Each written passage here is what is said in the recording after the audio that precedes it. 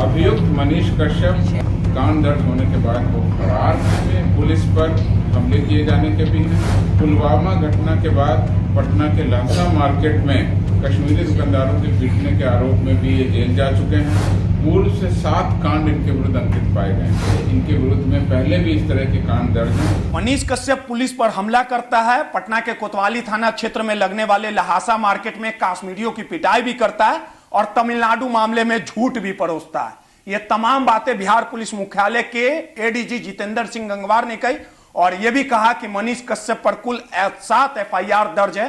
अब आप समझिए कि खुद को बिहार का बड़ा पत्रकार कहने वाले मनीष कश्यप के कारनामे ये हैं।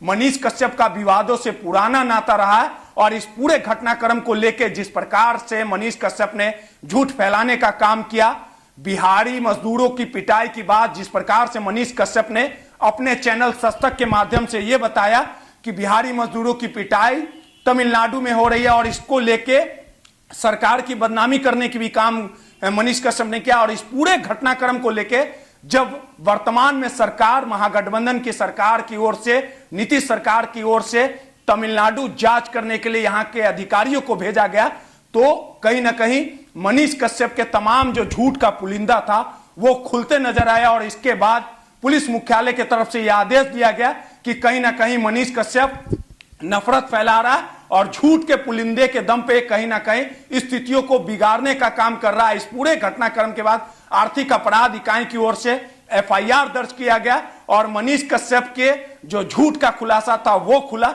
इस पूरे घटनाक्रम में आज जितेंद्र सिंह गंगवार ने कहा कि मनीष कश्यप पर एफआईआर दर्ज किया गया और उसकी गिरफ्तारी के लिए जो तमाम कानूनी प्रक्रिया है वो की जाएगी। और इस घटनाक्रम के बाद जैसे ही मनीष कश्यप पर एफआईआर दर्ज हुआ, लगातार वो वर्तमान सरकार जो डिप्टी सीएम है तेजस्वी यादव, उस पर लगातार हमलावर दिखे। और जिस प्रकार से कहा जा सकता है कि मनीष कश्यप की जो कलंक कथा है वो यही नहीं रुकी।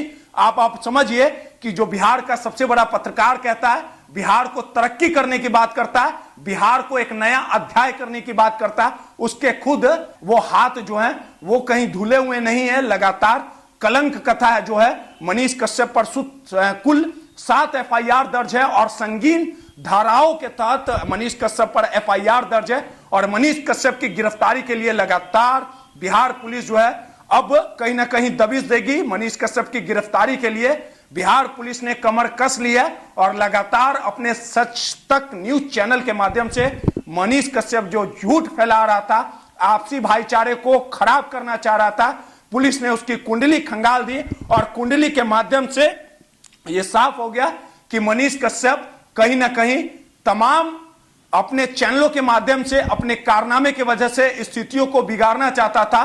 मनीष कश्यप की गिरफ्तारी के लिए लगातार छापेमारी भी की जाएगी। जरा आप भी सुन लीजिए कि जितेंद्र सिंह गंगवार ने मनीष कश्यप की कुंडली खंगाल दी कि आखिर पत्रकार बनने के पहले मनीष कश्यप के कारनामे बड़े बड़े रहे। और इस पूरे घटनाक्रम को लेकर कोतवाली थाना क्षेत्र में जब 2019 में जब कश्मीरियों की पिटाई की गई थी और मनीष कश्यप अपने साथियों को लेकर उस मेले में घुस के दिन दहाड़े लहासा मार्केट में कश्मीरियों की पिटाई की थी, जिसको लेकर बिहार की कहीं ना कहीं किरकिरी मनीष कश्यप जैसे आदमी ने गिराने का काम किया, बिहार की स्थितियों को बिगाड़ने का काम किया।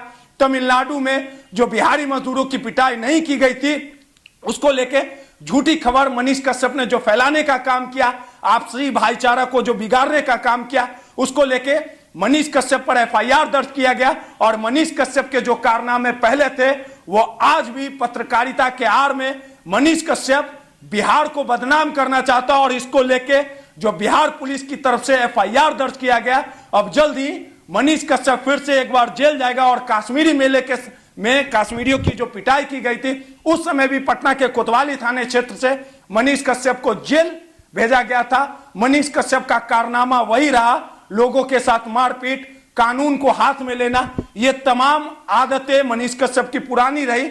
लेकिन अब मनीष कश्यप का तरीका बदल गया।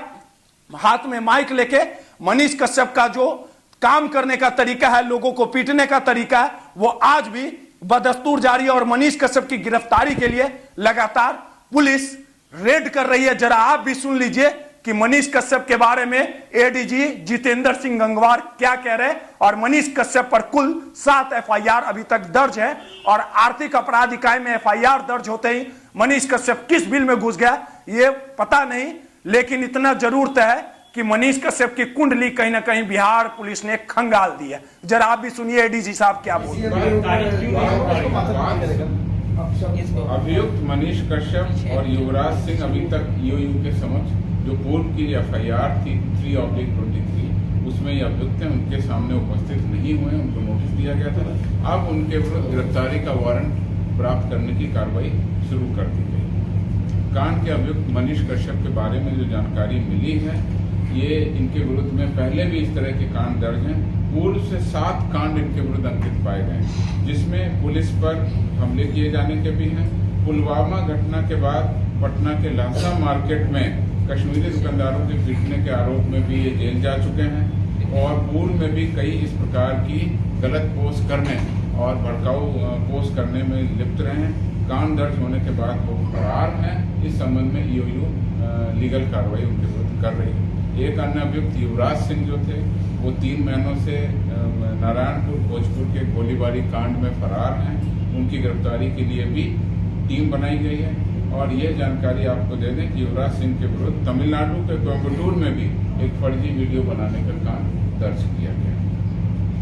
तमिलनाडु पुलिस से जो सूचना मिली है उसके अनुसार उनके यहाँ कुल 13 इस तरह के कांड अंकित कर लिए गए हैं।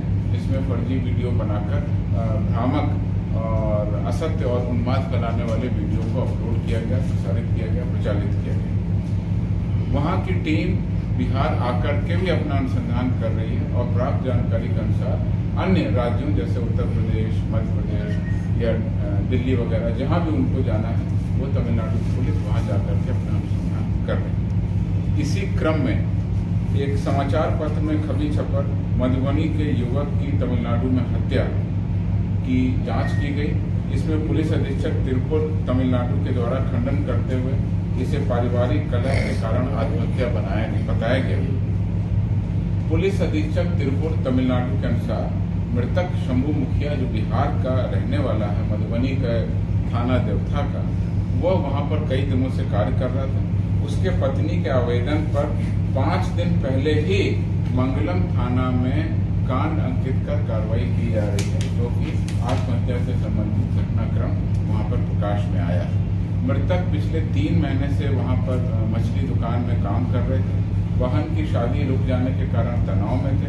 मृतक की पत्नी ने बताया कि 5 मार्च 2023 को उनके पति स्वर्गीय शंभू मुखिया घर पर ही थे। उनके द्वारा अपने बाएं हाथ की कलाई की नस को ब्लेड से काट लिए जाने के कारण उनकी मृत्यु हो गई। इस संबंध में पुलिस अधीक्षक मधुबनी के द्वारा भी अपने सोशल मीडिया अकाउंट से एक वीडियो जारी किया गया है। यहाँ पर उनके जो घर परिवार के लोग हैं वह तमिलनाडु जाएंगे और वहाँ की पुलिस को जो भी इस बारे में कहना है वह अपनी बात को रखेंगे। आप सभी मीडिया बंधुओं से अनुरोध है कि जब भी कोई इस तरह की बात प्रकाश में आए, कृपया अधिकृत सूत्रों से, पुलिस अधीक्षक हैं या वरीय प्राधिकार है, उनसे घटनाओं का सत्यापन कर लें, घटनाक्रम का सत्यापन कर लें और कुछ समय पुलिस को अवश्य दें। कई बार ये हो सकता है कि आपकी जो मांगी गई सूचना है उस पर तत्काल सूचना उपलब्ध न हो सके, तो सही तरीके से घटनाओं को सामने रखने से ही सही समाज को सही सूचना मिलेगी। न्यूज़पेपर प्रकाशन हो या सोशल मीडिया अकाउंट्स हो या जो हमारे टीवी चैनल है, उन सभी से अनुरोध है कि सही तथ्यों को सही तरीके से रखा जाए और इसमें अधिकृत वर्जन भी सामने रखा जाए। प्रेस काउंसिल ऑफ इंडिया की भी यही गाइडलाइन है कि जब भी आप कोई न्यूज़ देते हैं तो इसमें सभी पक्षों से बात कर खबरों को पुष्ट करते हुए ही उसको लिखें। अगर कोई तथ्य आपके रिपोर्टिंग के अनुसार पुष्ट नहीं हो रही है तो आप निश्चित रूप से लिखें कि पुलिस का ऐसा कहना है।